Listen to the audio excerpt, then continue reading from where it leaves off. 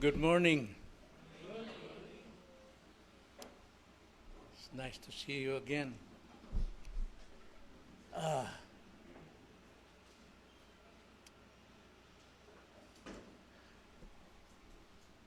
Bago po ma-hospital si Mama,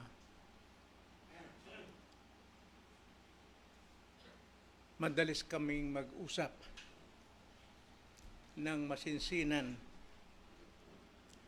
Nang sabi ko, Mama, titigil mo na ako sa pangangaral. Hindi ako tanggap ng tao. Ang sabi niya, Papa, diyan ka tinawag. Diyan tayo nabuhay. Diyan tayo naligtas. Diyan din sa pangangaral mo naunawaan ng mga tao ang Ebanghelyo. At sa pangangaral mo, natuto silang sumampalataya sa Panginoon.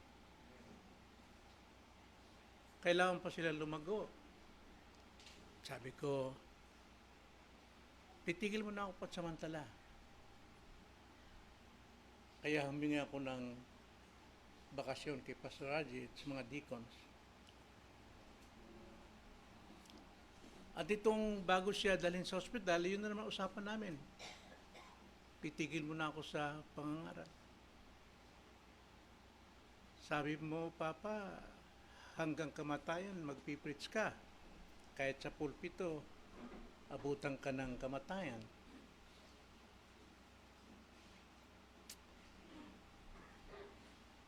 Kaya noong dalhin namin sa ospital si Mama, at nanatili siya roon hanggang sa matubuhan, hindi na siya makapagsalita, kundi tumutugon, tumatango. Nalulungkot siya dahil hindi ako nangangaral. Pero nung last Sunday, tinanong ko siya, sabi ko, Ma, gusto bang mangaral ako? Ngumiti siya at dinidila-dilaan niya ako. Ibig sabihin, approve. Kasi nung nabubuhay pa siya, sabi niya, huwag mo intindihin yung mga tao kung ayaw nila sa iyo, tanggapin nila ang salita ng Diyos dahil mananagot sila sa Panginoon. Dahil hindi naman sarili ang pinapangaral. Kaya tumawag ko sa Haji ng mga 4 o'clock sa hapon. Magpipreach ako, Pastor. Dahil usapan namin ni Mama, magpipreach ako. Tuwing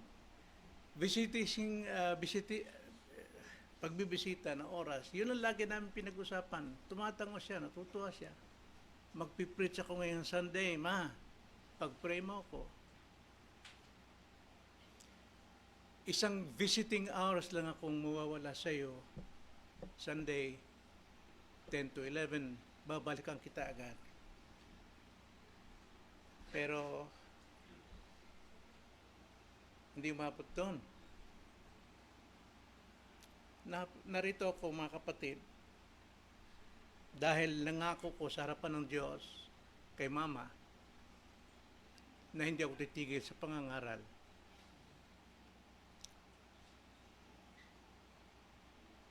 Hindi ako titigil hanggang sa kamatayan. Hindi ko ito gagawin bilang pangako sa aking asawa, kundi pangako sa Diyos, sapagkat ang Diyos ang nakakarinig ng aming pag-uusap na pangako. Ialay ko lang kay Mama itong pangangaral ko.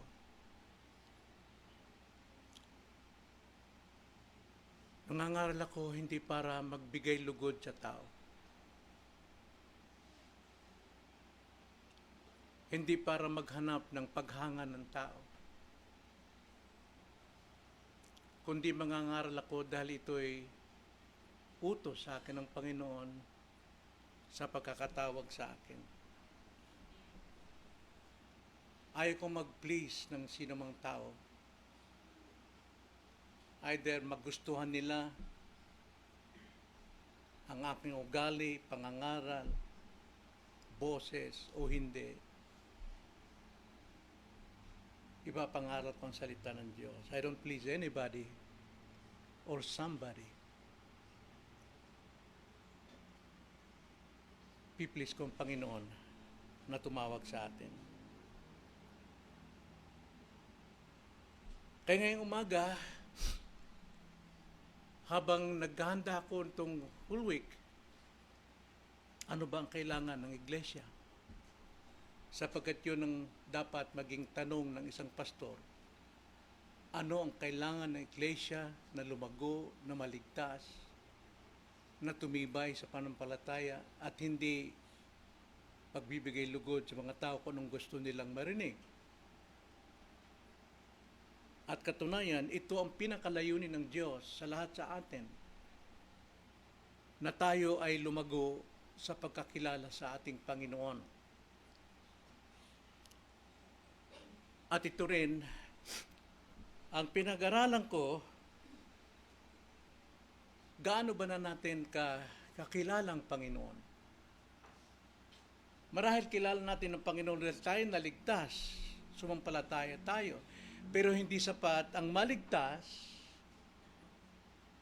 kundi kailangan tayong lumago sa pagkakilala sa Panginoon, sapagkat itong kanyang layunin na tayo ay maging banal, na may harap ni Kristo sa Diyos na walang kapintasan at walang mantsa.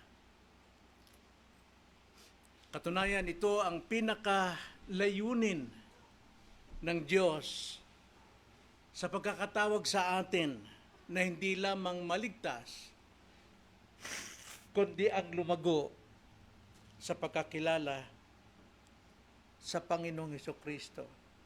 Yan pong nilalaman ng buong Biblia. At nais kong basahin muna ang mga salita ni Apostol Pedro bago siya lumisan, bago siya kunin ng Panginoon. At ito ang kanyang paalala tungkol sa pinakalayunin ng Diyos sa ating lahat bilang mananampalataya. Gusto kong basahin ang dalawang bahagi ng kanyang sulat sa 2 Peter chapter 1 verse 8 and 2 Peter chapter 3 verse 18. Ganito po ang pagkakasabi ni Apostol Pedro sa mga Kristiyanong nagdurusa, nagliliyab na pagsubok sa buhay bilang mananampalataya.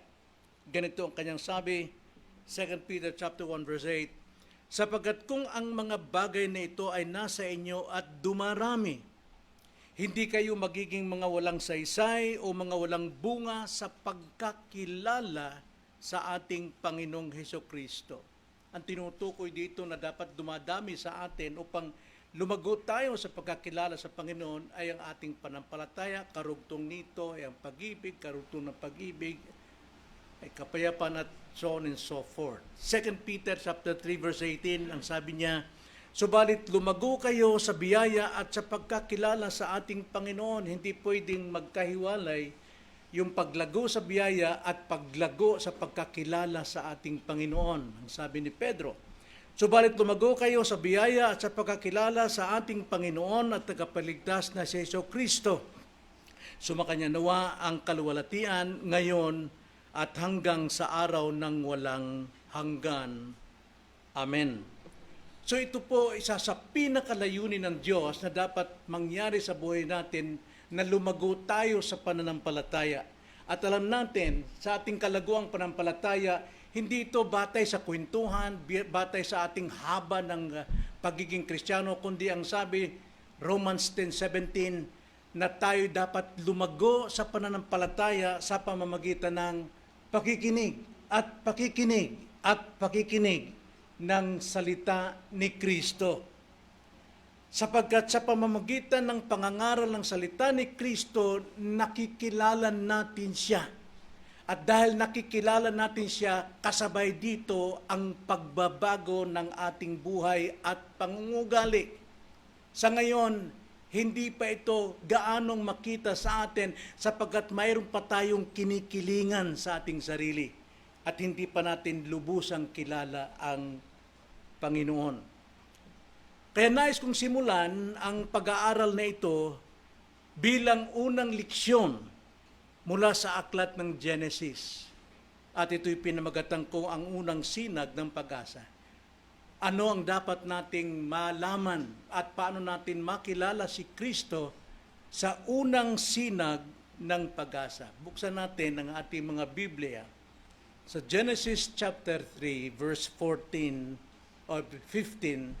Pero babasahin natin ang verse 14 upang maunawaan natin ang pananalita, sino ang kausap dito ng Diyos. Ganito po ang pagkakasabi sa verse 14. Sinabi ng Panginoong Diyos sa ahas, ang ahas palang kausap dito ng Panginoon, sapagkat ginawa mo ito, yung po yung pandaraya kay Adan at kay Eva, ay isinumpa ka ng higit sa lahat ng hayop at ng higit sa bawat mailap na hayop sa parang ang iyong tiyan ang ipanggagapang mo at alabok ang iyong kakainin sa lahat ng mga araw.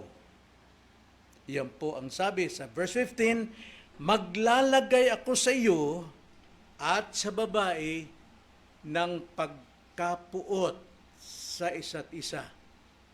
At sa iyong binhi at sa kanyang binhi, ito ang dudurog ng iyong ulo at ikaw ang dudurog ng kanyang sakong. So ito pong talatang ito, mga kapatid, ay tinawag po itong unang sinag ng liwanag. O sa ibang salita, ang unang mabuting balita ng kaligtasan. Sa Griego, proto-evangelium. Proto means first. Evangelium means gospel. The first good news of salvation. Bagong lahat, tayo muna ay manalangin. Opo, Panginoon, napakarami po naming dapat malaman upang makilala namin ang aming tagapagligtas. Sapagkat sa aming pong paglago sa pananampalataya, dito kami tumitibay at dito kami nakapapamamuhay ng may kabanalan sa pagsunod sa iyong kalooban. Marami na kaming alam sa pagkakilala sa aming Panginoon, ngunit nais naming simulan ito sa iyo pong banal na kasulatan sa aklat ng Genesis. Tulungan niyo kami na magkaroon kami ng pagtsatsagang pakinggan ang iyong mga salita, sapagkat dito lamang at tanging dito lamang lumalago ang aming pagtitiwala, ang aming pagkakilala o pananampalataya sa inyo upang kami maging matatag sa buhay na ito. Ito ang aming dalangin sa pangalan ng Panginoong Hesus. Amen. So ang layunin po kung bakit po tayo mag-aaral po dito sa pagkakakilala sa ating Panginoon ay upang tulungan tayong lumago sa malalim na pagkakilala, paghanga at pag-ibig at higit sa lahat kaligtasan sa mga wala pang kaligtasan kay Kristo sa pamamagitan ng pag-unawa natin dito sa proto-evangelium, ang unang mabuting balitang kaligtasan. Tanda natin, ang kaligtasan natin ay natatanggap sa pamamagitan ng pagkaunawa natin sa Ebanghelyo. Dito po dumarating ang pananampalataya, kaya napakalaga po ang pakikinig ng salita ng Panginoon. So, ang unang pangako po ng Ebanghelyo na sumikat po sa pinakamadalim na sandali ng buhay ng tao nung bumagsak si Adan at si Eva sa kasalanan, mga kapatid, ito po ang unang mabuting balita. Ang pagbagsak ng tao sa kasalanan sa Harden ay nagbigay ng kamatayan at kawalang pag-asa. At dito ipinangako ang isang binhi ng biyaya ng kaligtasan. Marami pong nangangaral ngayon na mayroon pong dalawang biyaya. Ang biyaya sa lumang tipan, kaiba sa biyaya kay Kristo. There is only one grace. At ang grace dito, inilarawan sa isang binhi. Hindi dito sinabing maraming binhi.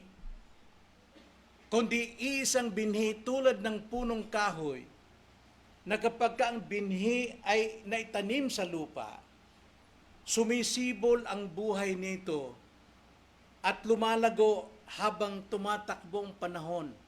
Nagkakaroon ng dahon, nagkakaroon ng sanga, tumitibay ang kanyang puno, nagkakaroon ng maraming sangat, dahon, bulaklak, at pagdating ng panahon ay bunga na makakain. Ganon din po ang biyayang ito. Ang unang sinag ng pag-asa ay ang ebanghelyo na ipinangako, Genesis chapter 3 verse 15. Tandaan nyo, darating ang panahon, papasok sa iglesyang ito yung doktrina na ang Old Testament ay kasama ng covenant of works at ang totoong biyaya lamang ay kay Kristo. Kasinungalingan po yon. Marami pong nangangaral ngayon kaya maraming division ang iglesia. Bago pa man ako pumanaw sa mundong ito, nais ko nang itanim ito kaya sanhi ko o dahilan kong ituro sa inyo ang history of salvation, ang order of salvation, ang covenant of redemption, covenant of works and covenant of grace dahil darating ang doktrinang ito at yan ay lumalaganap na sa ating bansa. Gusto kong itanim sa puso natin, there is only one seed. At ang one seed na yan, ang isang binhing yan, ay ipinapahayag, lumalago hanggang sa bunga, hanggang sa katuparan kay Kristo. Pero doon pa lamang sa Genesis, nandun na po ang kaligtasan sa mga umaasa sa pangako. Sila'y patungo kay Kristo sa pangako. Tayo rin ay naligtas, hindi sa ating gawa, kundi dahil sa ating pagtanaw sa ginawa ni Kristo.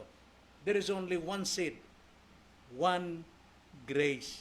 Kaya ito pong layunin natin na kailangang lumago tayo sa pagkakilala kay Kristo.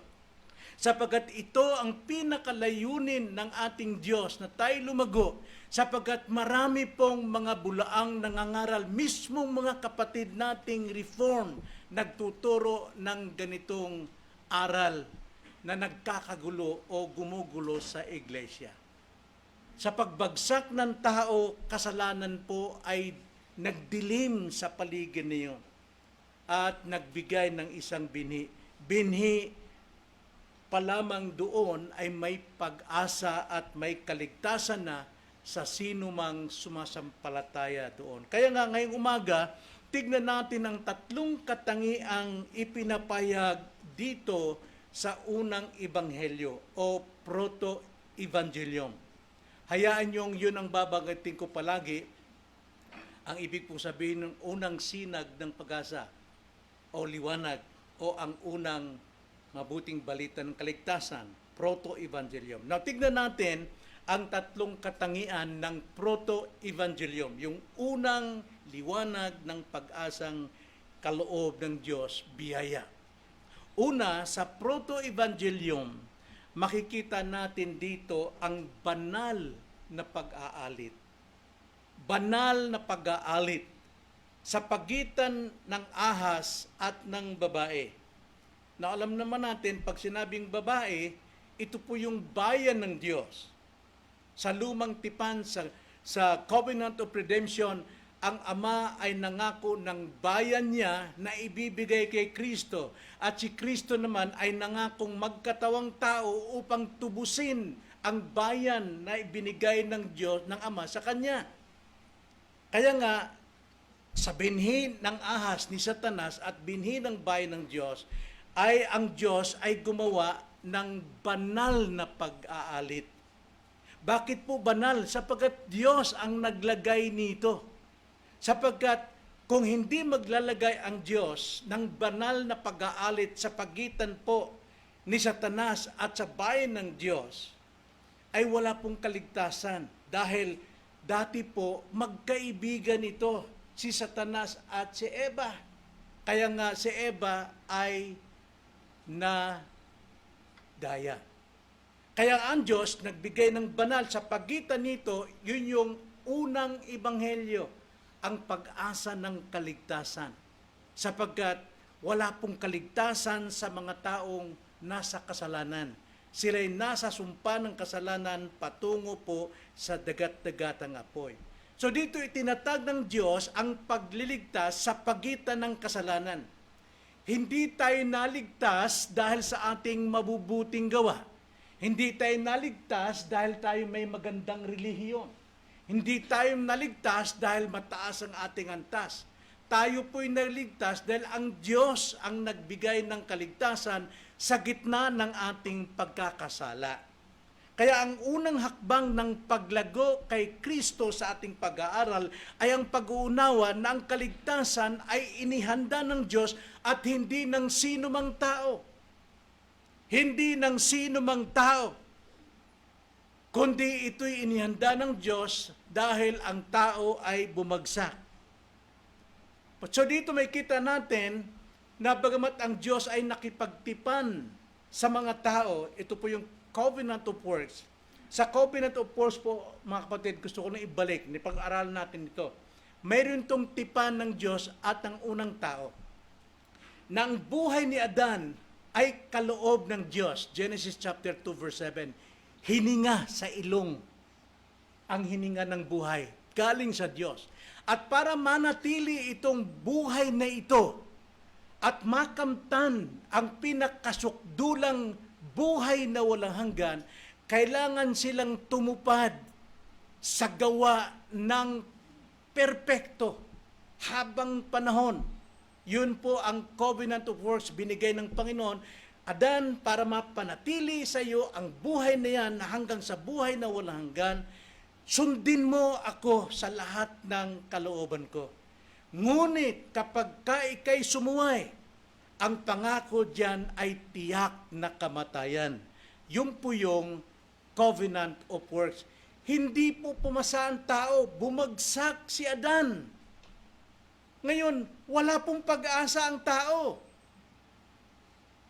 Kailangan dito ang Diyos ay gumawa ng pagitan ng pag-aalit upang pumasok ang Ebanghelyo, ang grasya, si Jesus.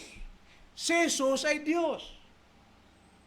Pero pinangako niya, nagkatawang tao siya upang siya'y maging pangalawang Adan. Taglay niya lahat ang katangian ni Adan, ang kahinaan ng laman at lahat.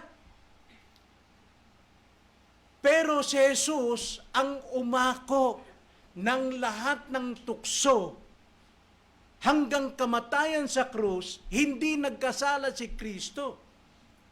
Kaya nga si Kristo ang tagatubos natin sapagkat si Kristo ang pumalit kay Adan na bigo. At ang lahat ng mga taong na kay Adan pa at wala kay Kristo, sila'y walang buhay na walang hanggan.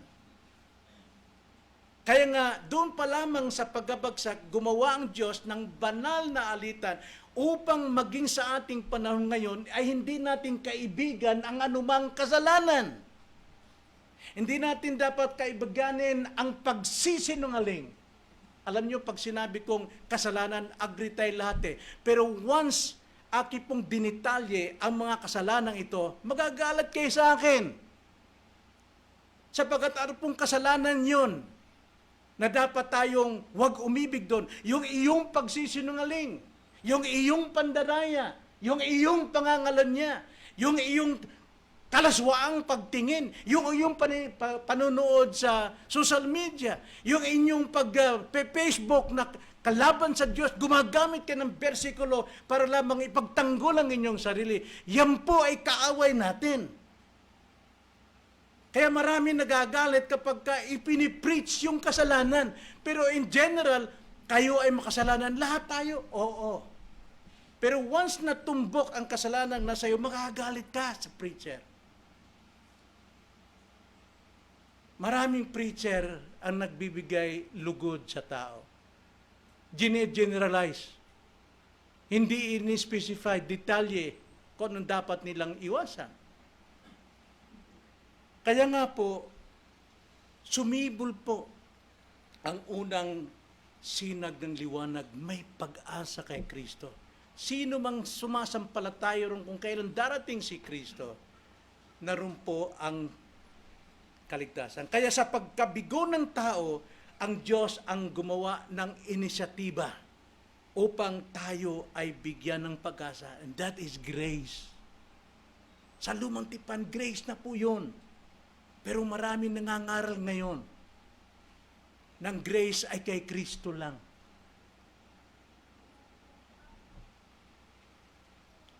Kaya bago pa man hatulan ng Diyos ang ahas, nagbitaw na agad siya ng pangako ng pag-asa sa mga tao. Kaya ano pong aral sa paglago natin? Anong dapat nating maunawaan sa unang ebanghelyo? Ang dapat unawaan dito, hindi natin hinanap ang Diyos. Marami pong nagsasabi, hinahanap ko ang Diyos, nagpunta ako sa bundok ng Trililing, nagbundok ko sa Banahaw, pero hanapin ko Diyos. No!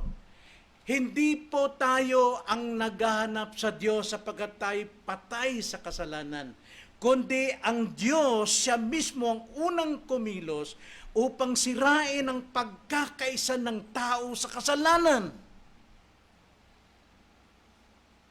Sirain ng Diyos ang ating pagmamahal sa kasalanan. Kinakampihan natin yung mali. Kinakampihan natin ang mapagmataas. And that is sin. Kaya nga ang Diyos ang siyang naglagay sa atin ng banal na pag-aalit. Banal ito dahil Diyos ang may gawa at Diyos ang may layunin. Kaya nga, tanda natin, hindi tao ang naghanap sa Diyos, kundi ang Diyos ang unang kumilos upang sirain ang pagkakaisa ng tao sa kasalanan sa pamamagitan ng banal na alitan. Sabi ng Panginoon kay Satanas, pag-aalitin ko ikaw at ang babae. So ang banal na pag-aalit laban sa kasamaan ay isang malalim na alitang itinanim ng Diyos sa pagitan ng binhi ng babae ng Diyos at ni Satanas. At humantong ito sa binhi ng babae na si Kristo at binhi ni Satanas ang sanlibutan. Ang bayan ng Diyos ay kanyang iniligtas. Mayroon pong alitan sa bayan ni Satanas, walang iba kundi ang sanlibutan. Ito yung alitang inilagay ng Diyos at hindi pagkakaibigan. Sabi nga sa banal na kasulatan, huwag kayong makipagkaibigan sa libutan sapagkat ang sino mang nakikipagkaibigan sa libutan ay kaaway ng Diyos. So aral sa paglago, ang lumalago kay Kristo, mga kapatid, ay nakakakita na ang buhay Kristiyano ay isang pagkikipaglaban sa kasalanan. Alam natin yan as Christian. Sapagkat si Kristo ay nakatira sa atin sa pamamagitan po ng banal na Espiritu. Kaya ang sino mang walang Espiritu ni Kristo ay hindi siya Kristiyano. Kaya nga ang isang lumalagong Kristiyano, nakikita niya ang buhay Kristiyano ay isang pagkikipaglaban sa kasalanan. Tinatanggihan niya anumang temptation na ikaw ay magkasala. At ang simula ng ating espiritual na buhay ay ang pag-ayaw natin sa kasamaan na dati nating kinagigiliwan. Sumasaw-saw tayo sa kasalanan. Akala natin, kumikita tayo, yumayaman tayo, nakikilala tayo dahil bunga ng ating pakikipagkaibigan sa sanlibutan at sa kasalanan. Natignan nyo ang patutuo ni Pablo sa kanyang mga sulat tungkol sa mga kapatiran kung sino sila. Una, basahin natin ang 1 Corinthians 6, chapter 6, verse 9 to 11. Ganito pong pagkakasabi ni Pablo sa mga taga-Korinto. Hindi ba ninyo nalalaman ng mga masamang tao ay hindi magmamana ng kaharian ng Diyos? Ibig sabihin ng masamang tao, yun ang buhay niya. Pakipagkaibigan sa libutan, hindi niya kailanman mababago ang kanyang sarili. Pero isang Kristiyano, bagamat siya'y galing dyan, unti-unti o bigla o agad niyang nababago ang kanyang pakikipagkaibigan sa mundo. Kaya sabi ni Pablo, huwag kayong padaya ang mga mapakiapid. Now, pag sabi mapakiapid, mga kapatid, alam natin, yun yung mga nakipag-adulterer o fornication, may asawa at dalaga o may asawa at binata, that is fornication, adulterer, kapwa may asawa. Hindi natin ginagawa yon. Pero ang pakikiapid din ay yung ikaw mismo na Kristiyano, pag may temptation, tinatanggihan mo ang iyong pananampalataya, nakiapid ka doon sa paniniwala ng iba. Masakit yun, dahil ginagawa natin yun. Pero pag sinabi natin adulterer and fornicator, okay lang sa atin dahil hindi natin ginagawa yun. But spiritually, we're doing it. Pakikiapid, ang pagpapaliwanag dyan. Mga sumasamba sa Diyos-Diyosan. Wala tayong ribulto sa bahay, pero sarili natin, dapat masunod. Ako ang Diyos sa aking sarili. So you're worshiping yourself. Ayaw mong sumamba dahil meron kang ganito, ay may katwiran ganito. So, sumasamba ka sa Diyos-Diyosan. Yun ang buhay natin before. Mga ngalunya, mga binabae, mga bakla, mga, tomboy, mga nakikiapid sa kapwa lalaki, mga magnanakaw, masasakim, mga maglalasing. So, kung i-detalye natin, bawat kasalanan ito, sapul tayo. Sapul tayong lahat. Magagalit kayo sa preacher. Mas maigi pa si ganitong, ganda, pasarap pakinggan. Panlalagay lang yung kasalanan lagi. Bakit tayo dapat makinig ng pangangaral upang tayo maligtas? Sapagkat tayo po'y lumalangoy sa mundong ito ng kasalanan. At hindi ka mamansahan. Maligo ka man ng 10 beses sa umaga, paglabas mo, may alikabok na agad ang sapatos mo. Ganon din ang kasalanan sa mundong ito. Kahit magpakabanal ka, maambunan ka pa rin ng alikabok, kaya dapat laging may paghuhugas ng salita ng Diyos. Kaya sabi sa verse 11, at ganyan ang mga ilan sa inyo noon. Subalit nahugasan na kayo. Ginawa na kayong banal. At inaring ganap na kayo sa pangalan ng Panginoong Hesukristo at sa Espiritu ng ating Diyos. Kaya kailangan nating lumago sa pagkakilala sa Panginoon, sapagkat habang nakikilala natin ang Panginoon, lahat tayo po'y nagkakaroon ng pagmamahal sa Kanya na sundin siya. Mahal ko asawa ko, kaya sinusunod ko siya. Kahit hindi ko gusto yung pinipilit niya, dahil pinilit niya, mahal ko siya eh. Mahal natin ang Panginoon. Ipinipilit ng Panginoon yung gusto niya sa ating buhay, laban at kontra sa atin. Pero dahil minamahal natin, dahil Kristiyano ka, nasa iyong tendensiya talagang sundin siya dahil mahal siya. Galatians chapter 5 verse 19 to 21. Ngayon ay hayag ang mga gawa ng laman. Ang mga ito ay pakikiapid. Marami akong narinig ng mga kababaihan, hindi lang kalalakihan, na gusto nilang magkaroon ng maraming boyfriend, magkaroon ng girlfriend. Kasi daw sikat sila. That is pakikiapid. Kung ikaw ay makipag-boyfriend, number 1 na layunin nyo ay magpakasal. Huwag nyong hayaang magbukas kayo ng pinto kay Satanas para sa tukso. Marahil masaya ka, marami kang boyfriend, at may boyfriend nagmamahal sa iyo, pinangga ka kaayo. Pero kung tumitingin ka pa sa iba, you're disobeying God. Karumihan. Sabi niya, kahalayan, pagsamba sa Diyos-Diyosan, pangkukulam, alitan. Buhay na buhay sa atin to, alitan eh.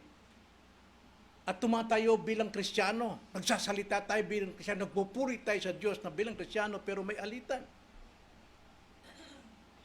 May pagkakampi-kampi, may pagkabahabahagi. May pagkainggit, paglalasing, kalayawan at mga katulad nito. Binabalaan ko kayo, gaya ng aking pagbabalaan nung una sa inyo, na ang mga gumagawa ng gayong mga bagay ay hindi nagmamana ng kariyan. Yung gumagawa diyan is continuing action. Ibig sabihin, tuloy-tuloy mong ginagawa ito.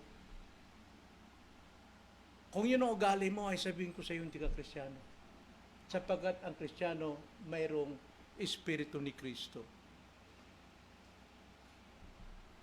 Ephesians 2:1 to 3. Kayo nooy mga patay sa inyong pagsalangsang at mga kasalanan. Tayo po'y patay sa pagre-rebelde sa Diyos. Trespassing po ito, pagsalangsang. Nilalabag natin yung bawal. Pinapasok natin yung may pag-aari ng iba. Pagsalangsang laban sa Diyos, yung ayaw ng Diyos sa ating ginagawa natin. Tayo po'y sumasalangsang sa Kanya at tayo po'y gumagawa ng kasalanan, yung ating pong regular, daily, actual sins.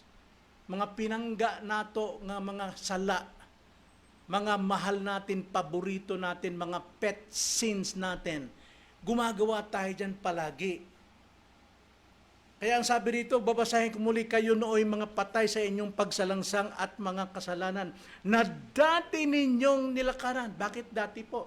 Dahil may pagbabago ang Kristiyano. Kahit siya'y dating ganoon, pero nakikita ang pagbabago. Sapagat ang sino mang na kay Kristo, isang bagong nilalang, masdan, nagbabago ang lahat. Pero kung wala pong pagbabago, I tell you, kailangan mo talagang isuko buhay mo kay Kristo. Hindi ka pa Kristiyano. Na dati ninyong nilalakaran ayon sa lakad ng sanlibutang ito, ayon sa pinuno ng kapangyarihan ng himpapawid. Ibig sabihin, magkaibigan pa. Ng Espiritu na ngayon ay gumagawa sa mga anak ng pagsuway. Tayong lahat ay dating nabuhay sa mga laman at na ating ginagawa ang mga nais ng laman. Gustong-gusto natin yon. At nais ng pag-iisip. Sarap pong pag-iisip ang bulay-bulayin yung mga nakita mo. Yung mga hangarin mo. At tayo nooy katutubong mga anak ng kapuotan. See? Ang pakikipagkaibigan sa sanlibutan o sa kasalanan ay kapuotan sa Diyos. Kaya nga, ang habilin sa atin sa 1 John chapter 2 verse 16 to 17, sapagkat ang lahat ng nasa sanlibutan, ang masamang pagnanasa ng laman, ang pagnanasa ng mata at ang pagmamataas sa buhay. Ang pagmamataas, narito pa yan. Hindi makanti. Huwag mong punahin at magagalit, hindi ka kikibuin dahil mayroon siyang ipinagmamalaki. Kaya nga, pagmamataas yan ay sa sanlibutan. Kaibigan ka ng sanlibutan. Sa pagmamataas sa buhay ay hindi mula sa Ama kundi sa sanlibutan. Ang sanlibutan at ang pagnanasa nito ay lumilipas. Ngunit ang gumagawa ng kalooban ng Diyos ay nananatili magpakailanman. Kung kaibigan pa rin natin ang ating kasalanan, mga kapatid, lilipas ka. Lilipas ka. Mabibigo tayo. So yun po yung una na makikita natin sa proto-evangelium, ang banal na pag-aalit. Napakasarap po na ito'y ating pakinggan at sundin kahit taliwas sa gusto ng laman natin. Tayo po'y lumalakad sa kalooban ng Diyos. Lumalago tayo. Ikalawa po, sa proto-evangelyo makikita natin ang durog na sakong ng tagapagligtas. Ang sabi po sa ating teksto, maglalagay ako sa iyo at sa isang babae at sa iyo at sa babae ng pagkapot sa isa't isa at sa iyong binhi at sa kanyang binhi. ito ang dudurog ng iyong sakong at ikaw, Satanas, o kampo ni Satanas, ang dudurog ng kanyang sakong. Makikita natin dito yung tinanggap ng Panginoon na pananagutan at pagpapakasakit at ito ay sa krus. Yun ang layunin talaga ng mundo ni Satanas at ng kanyang kampon na sugatan ang sakong ng ating tagapagligtas. So, ikalawang hakbang sa paglago kay Kristo ay ang pagtanaw sa kanyang pagpapakasakit, kung saan ang kanyang pagdurusa ang naging daan ng ating katubusan. Nakita niyo yung ginawa ni Kristo? Hindi tayo kailan matutubos mula sa sumpa ng kasalanan kung hindi po mamatay si Kristo. Kailangan siyang mamatay upang ang buhay niya ay mailipat sa atin. So, ang simbalismo po ng durog o pagkadurog sa sakong, ang sabi diyan, at ikaw ang dudurog sa kanyang sakong, ay tumutukoy sa pansamantalang paghihirap, pasakit at kamatayan ng anak ng Diyos sa krus ng Kalbaryo. Yung po'y pansamantalang paghihirap at kamatayan ng ating Panginoon. Bagamat masakit at dumanas ng kamatayan si Kristo, hindi ito naging hadlang sa kanyang layunin, sapagkat ito yung pagpapakita ng kanyang pag-ibig sa atin habang tayo'y makasalanan pa. Hindi namatay at nagpakasakit si Kristo nung tayo'y mabait na, kundi habang tayo'y makasalanan pa, kaaway pa ng Diyos, rebelde ng Diyos. Doon niya ipinadama ang kanyang pag-ibig sa atin, sapagkat kung hindi niya ikamatay ang ating kasalanan, mga kapatid, hindi natin maramdaman ang pag-ibig ng Diyos. Kaya naman, dahil tayo po'y kinamatayan sa ating kasalanan, sa ating past, present, and future, gaano lang yung mag-confess tayo ng ating kasalanan? And God will forgive us. He is faithful and just to forgive us and cleanse us from all unrighteous deeds o sa mga consequences. Pero ang hirap pong humingi ng forgiveness ngayon. Isang dahilan lang yon, kaibigan mong kasalanan. Hindi po dapat natin tignang mahirap ang humingi ng forgiveness. Bakit po? Si Kristo ang nagdusa para tayo tubusin dito. Tapos babaliwalain natin ang kanyang pagdurusa para sa iyo. Kung sinasabi mong ikaw ay tinubos niya, bakit hindi ka makapagpatawad? Ito'y kusang pag-ako ng hatol para sa atin ni Kristo. Wala siyang question. Hindi siya lumaban. Dahil ito lamang ang tanging paraan upang tayo'y malinis sa minana nating kasalanan mula kay Adan. Hinayaan ni Kristo na masugatan siya upang ang sugat ng kanyang kamatayan ay nararapat sa atin, na dapat narapat siya, yun ang siyang magbigay ng kagalingan sa ating kasalanan. Kaya, sa kalaguan mga kapatid, habang lumalago tayo, lalo nating naunawaan ang lalim ng pag-ibig ni Kristo.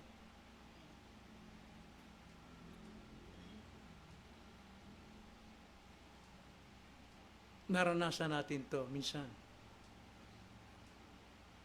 Sa akin din, naranasan ko ito. Nanlamig ako.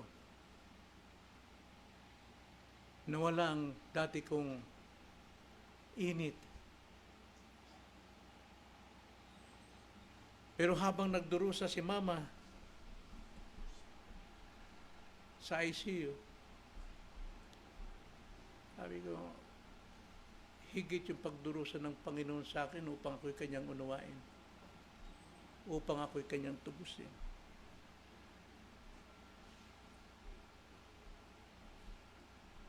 Ang sugat ng ating Panginoon ang siyang nagdala sa atin ng kagalingan. At pinakita niya ito habang tayo makasalanan pa. Habang tayo nagkakasala ngayon, matigas ang puso natin, ang pag-ibig ng Diyos ay laging sariwa sa atin.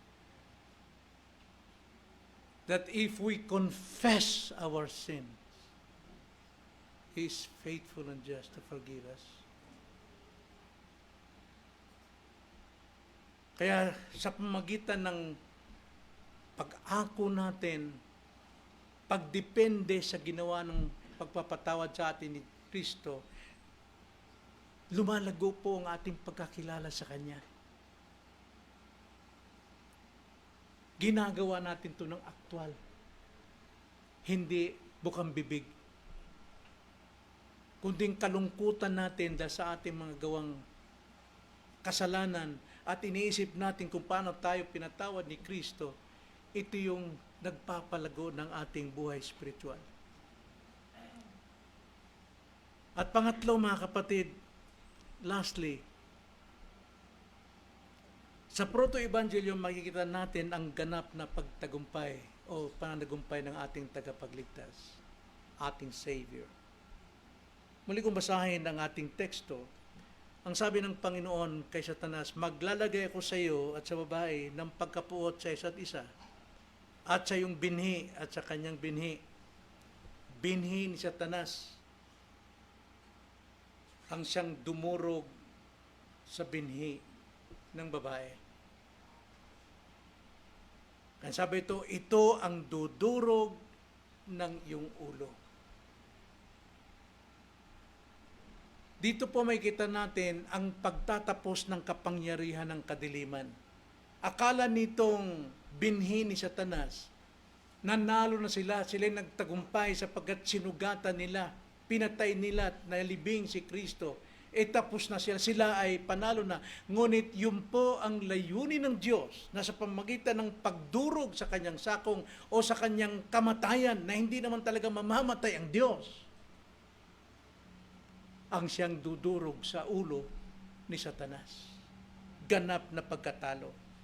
Kaya nga ang hatol dito ay lubos na pagkapuksa. Mga kapatid, lubos na pagkapuksa.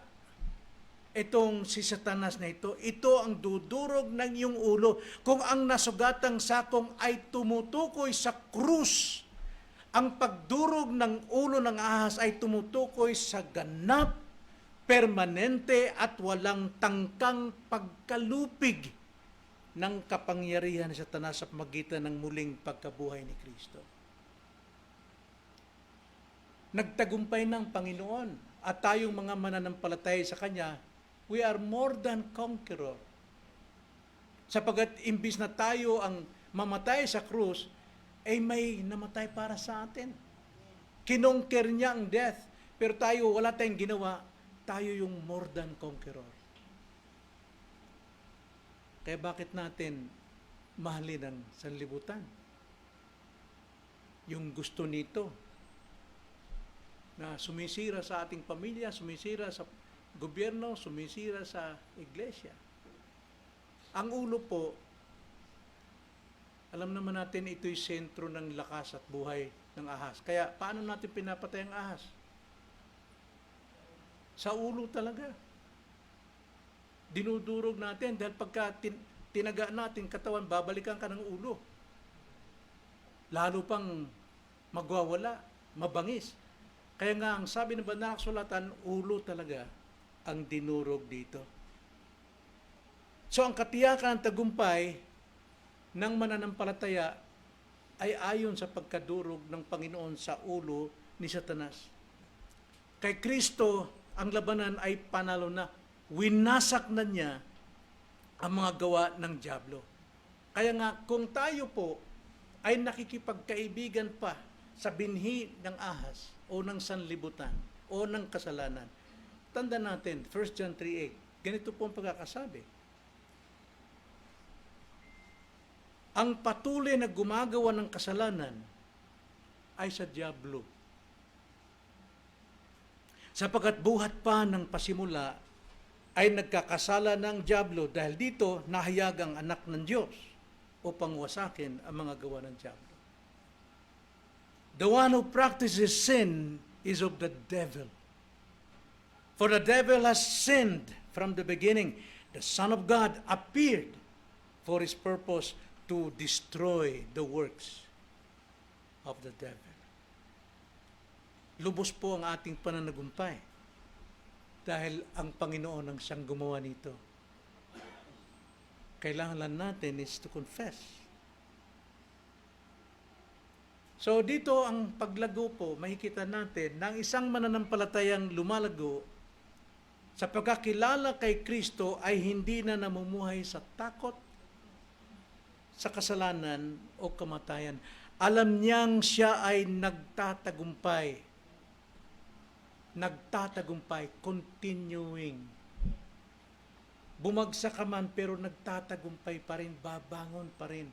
Sapagkat yung pong ginawa ni Kristong katubusan sa atin, ito yung kapangyarihan para ating durugin ang natitirang ulo ni Satanas. Tayo, bangon. Nagkamali ka, confess. Tayo, bangon. Nagkamali, tayo, confess. Bangon. Dahil tayo ay more than conqueror. Alam niyang siya nagtatagumpay na dahil sa tagapagligtas na dumurog sa ulo ni Satanas. Sa simula pa lamang at nagpatunay nito sa walang o nagpapatuloy ito hanggang sa walang hanggan.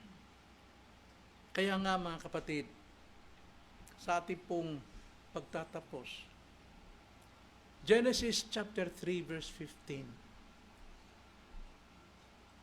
ay simula ng pagkakilala kay Kristo. Ito'y malabo pa sa time ng Old Testament. Binhi pa lamang.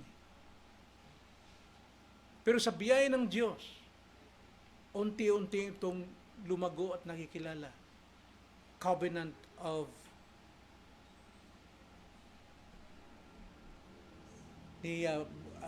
si Adamic Covenant, nagsimula yung grace. Then, Noahic Covenant, Abrahamic Covenant, Mosaic Covenant, Davidic Covenant, and New Covenant in Christ. Makita natin, doon pa lamang, lahat po ng mga makasalanan may kaligtasan na dahil sa pananampalataya sa pangako. Yung kanilang mga kasalanan ay dinadaan nila sa sakripisyo. Ang sakripisyo po, mga kapatid, ay biyaya din ng Diyos. Paano natin masabi? Yung kautusan, biyaya ng Diyos. Bakit po? Salita ng Diyos ang nagtuturo sa atin kung paano tayo sumamba sa Diyos na banal at kung paano tayo magiging banal taliwas sa buhay ng mga hindi mananampalataya. That is grace. Grace yun na maunawaan natin ang kalooban ng Diyos kung paano tayo mamuhay. Sapagkat yung mga taga-Israelita, ibinigay sa kanila ang kautusan nung sila'y naligtas na mula sa Ehipto. The same with us. Tayo po'y tinawag sa Ebanghelyo at sa pamamagitan ng Ebanghelyo, tayo po'y pinapaliwanagan ng kaligtasan natin ay kay Kristo. Kaya tayo po ay nakikinig ng salita ng Diyos. Tulad po ng seremonya, ginagawa nila ito bilang pagtugon sa kanilang pakikinig na mayroong kaligtasan kay Kristo na hindi panlakilala. At sila'y binigyan ng seremonya at mga sakripisyo. Pagpatay ng mga hayop na tumutukoy kay Kristo. Ang Panginoon po ay napakahaba ng kanyang pasensya na ang kanilang kapatawaran sa lumang tipan ay natupad doon kay Kristo lahat. Kaya ang ating Diyos ay mayroong long sufferings doon sa mananampalataya sa lumang tipan. Sapagkat ang kapatawaran ng kanilang kasalanan ay kay Kristo. Sa atin din, ang kapatawaran ay kay Kristo. Pareho lamang. Grace. Ngayon, yung sakripisyo, yung pag-aalay ng hayop, pagwisik ng dugo, tumutukoy ito kay Kristo. Ginagawa nila ito dahil sumasampalataya sila na sa pamagitan ng utos ng Panginoon na biyaya na gawin nila upang sila'y mapatawad. Tayo naman, hindi na tayo mag-aalay ng hayop sapagkat si Kristo nang gumawa. Ang ating sakripisyo na ating pong inihandog everyday, daily in our life is repentance and acceptance. Yun yung pinakasakripisyo natin. Pero ayaw natin magsakripisyo tulad ng mga Israelita noong unang panahon.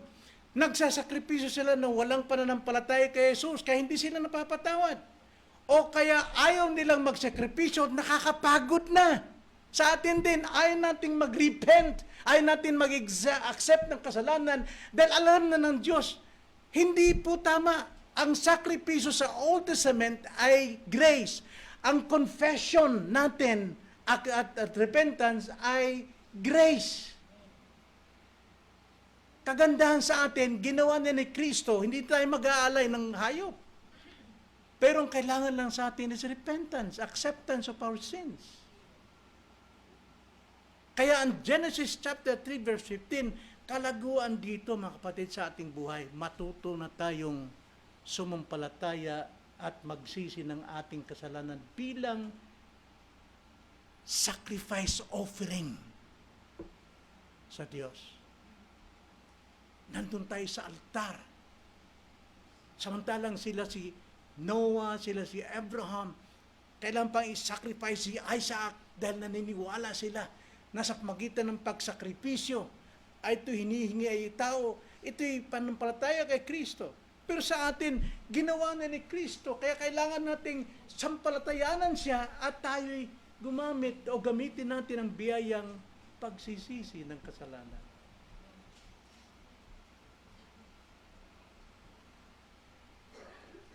Tayo naligtas sa biyaya ng Diyos.